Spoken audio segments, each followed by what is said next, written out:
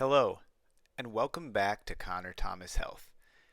Today I want to talk about something that I think is so important that oftentimes we don't address or we don't talk about, that just through my time as a counselor and also just in my own life, I feel like can really benefit a lot of people, myself included, and specifically clients and people that just want to try and live a more healthy and meaningful life, just overall with their mental and physical and spiritual health.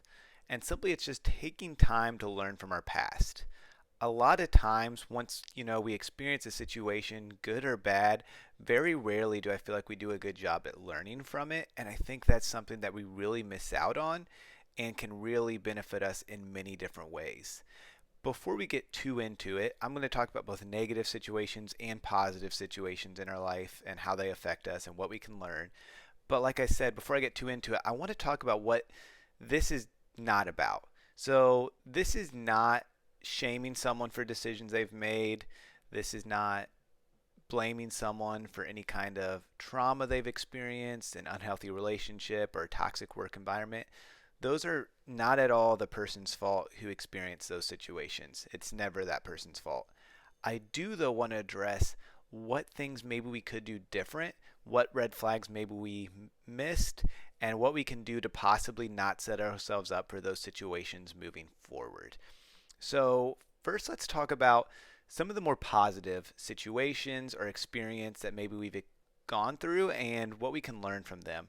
So, a lot of times, and I think we've all been there, hopefully a time or two, we're just in a time where things just seem to be going well. There's not very much bad going on. We're getting along maybe with our significant other. We're just overall enjoying life. We wake up feeling happy and refreshed. Maybe when we go to work, we're actually looking forward to it. And when we sit down at our desk or whatever kind of field we're in, we're just in the zone. We're in a good flow and we're focused. Those are really great situations to be in. However, I truly believe that they don't just happen for no reason. It's not typically just a coincidence that things are going well in our life. Sometimes there's things in our control that we have been doing to help with that. Maybe if we're just feeling better when we're, going through the day, we're feeling less stressed, we're feeling more optimistic, maybe we've been getting more sleep.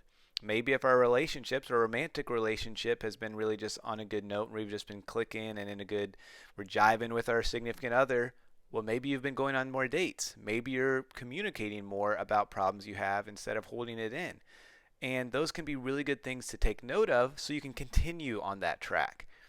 And it's often hard to figure that out, but I think slowing down and really doing some reflection, thinking about things, thinking about maybe where you were and where you are now can be really beneficial.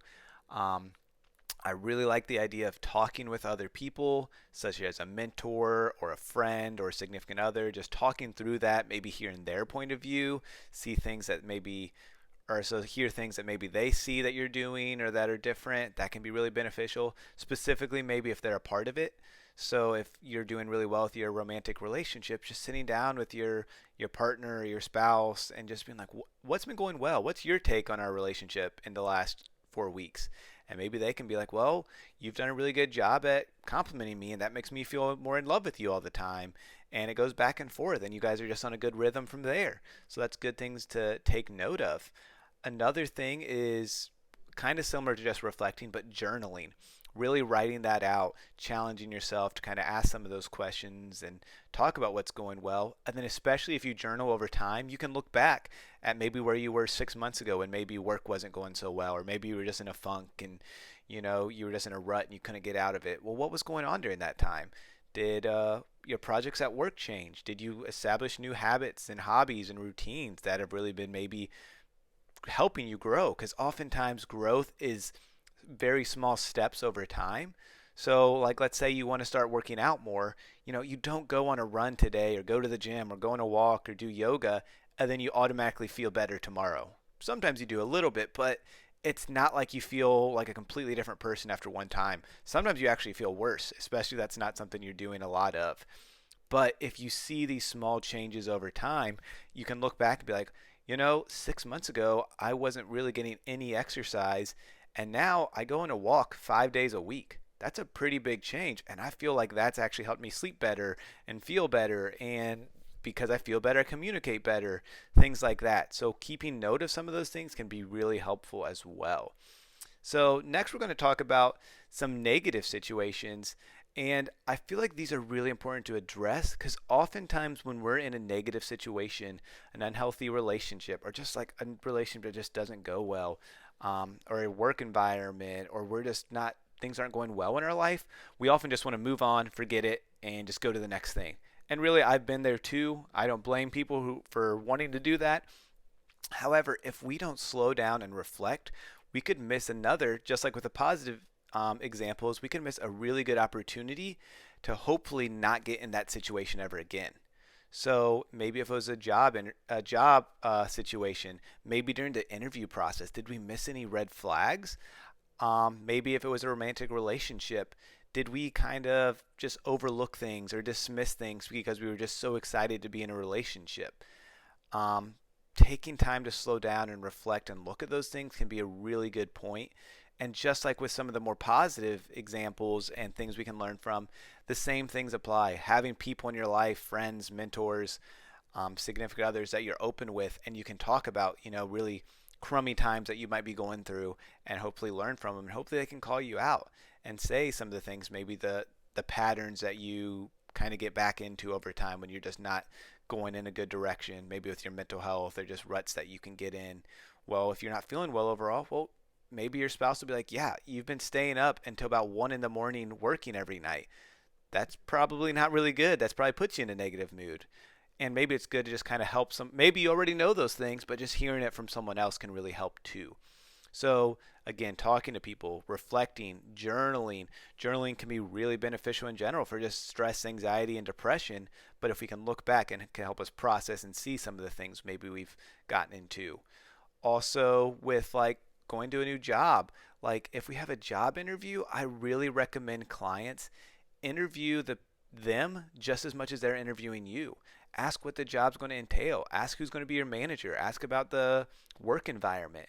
If you just overlook some of those things, it could really set yourself up for a tough situation moving forward. So often we want to just get to the next job, maybe because we're getting a big pay bump, or maybe our past job was just that bad. And I've been there. I think we've all been there where we just want to get a new job and we're excited to start something new, but we don't want to jump from one bad job to another bad job and then have to quit again in like the next 3 months or so, because that's not good for our stress. It's stressful to start a new job, to meet with new people and to meet new coworkers and managers, but also sometimes it can really hurt our resume, things like that as well. Something else I really recommend to just about anyone that's single, any of my clients that are single, in order to set themselves up better for romantic relationships, is to create a list of what they want in a significant other. And I recommend that has three categories. The first one is what you have to have in a significant other. And that's often things like maybe similar religious views, similar views on if they want kids or not. These are things that if they don't possess these things, you're not interested in a long-term relationship with this person, because those things probably won't change. Other things, the next category is things that you prefer to have. These are typically like hobbies or interests, maybe similar things. You both like to go hiking, you both like to go to the gym. You would really prefer that. They don't have to have it, but it would be nice, something to do together. And then the last category are deal breakers. So these are things that if they possess this, you're not interested at all, and this is not someone you want to date long term. Examples of this might be an unhealthy amount of debt, maybe they have some kind of addiction, things that really you just don't want to be a part of because that can really negatively affect the relationship. And I recommend my clients create this list prior to meeting someone, prior to going on that first date, so that you can kind of create this list without any kind of bias. Oftentimes we might meet somebody and then we try to tailor that list to that person and make it so that they fit into that list, when really that can be pretty harmful for yourself and set yourself up for an unhealthy relationship. And this list can change. Maybe you go on a few dates and you realize, I really want to add this to my list, so I don't, because you see like a red flag and you don't want to kind of go down that path. Or maybe you talk to friends and family members and there's other things you want to add, and that's okay. It's okay to change this list, especially as we grow and learn, but just be sure not to change this list just based on someone you're interested in dating. Then also something else that could be really beneficial to learn from our past is to have an unbiased third party, specifically a mental health counselor. That's kind of their job is to challenge you, help you see things from a different point of view, and work through either possibly traumas, possibly red flags, and help you kind of not repeat some of those past mistakes. But also, if we have experienced anything really traumatic in our life, and I'm not just talking about big traumas such as like getting in a car accident or getting shot at or witnessing a death or anything like that. It can be anything that can be traumatic. It could be just feeling like your boss was always out to get you.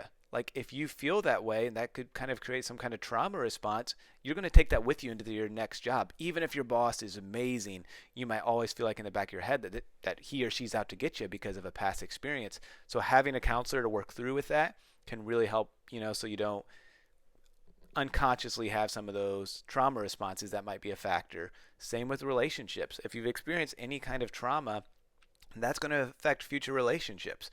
So being sure to work through that so you don't bring that baggage into the next relationship. Obviously, I'm a little biased, but I see so much growth and so much potential in counseling and helping you work through some of these things. I've gone to counseling myself, and I know it helps me, and it has helped me become a better person and be able to have healthy relationships and not repeat some of my past mistakes, but also learn about some of the strengths I have and the positive experience I've had in my life. So I hope you were able to take a few things away from this. I hope you take some time now to reflect on what things go well in your life, or maybe if you are in a good state right now, what are you doing to keep yourself there? If you're not in a good state, or if you have had some negative experiences in the past, to be sure to learn from those so you can either break those cycles and break those chains and move forward in a more positive way. So, like I said, take some time to reflect on these things. I hope you learned a thing or two, and I hope this helps you live a healthy and meaningful life.